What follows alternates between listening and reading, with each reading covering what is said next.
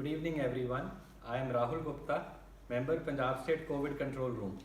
On this 64th day of sharing information regarding COVID-19, first let's talk about world COVID-19 figures. Confirmed cases 55,23,000, recovered cases 23,15,000, dead 3,47,000. For India the figures are confirmed cases 1,40,000, recovered cases 58,085, dead 4,036. In Punjab, the situation is improving day by day.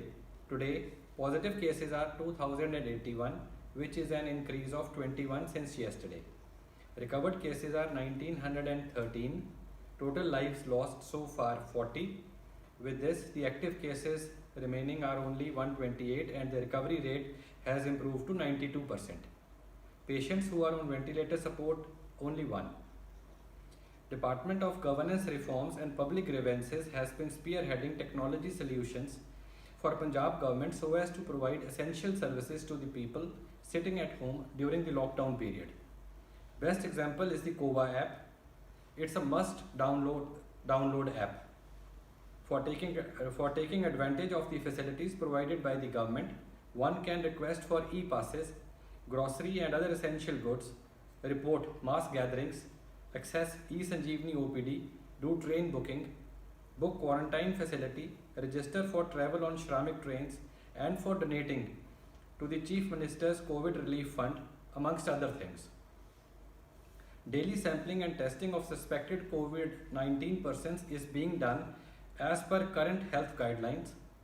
Government is well geared to increase the testing whenever the need arises. Punjab government is ensuring that no migrant is forced to walk home to other states or goes hungry. Government has requested the migrants not to panic, assured them of free travel and food arrangements by the government. Till yesterday evening, 311 Shramik trains had left Punjab carrying over 3,90,000 migrants to the different parts of the country. There are a few relaxations for international travellers. Instead of 14 days institutional quarantine followed by 14 days of home quarantine, now those who are found negative or asymptomatic will be taken to a government or a hotel quarantine where they will be tested on the 5th day itself. If the test comes negative, then they can go home at the end of the 7th day. Further 7 days of quarantine will be done at home. There is another relaxation for international travellers. In exceptional circumstances such as pregnancy, death of a family member or severe mental illness, the Deputy Commissioner concerned may allow 14 days of home quarantine instead of institutional quarantine. Testing of domestic passengers arriving at the airports will now be like this. It will be mandatory to test all the symptomatic passengers, but another thing which will be now introduced is random testing for all the asymptomatic cases.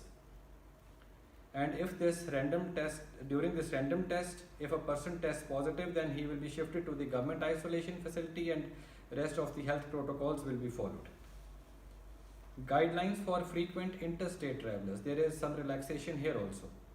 Frequent interstate travellers like transporters, doctors, journalists, businessmen, private executives, they need not be home quarantined any longer.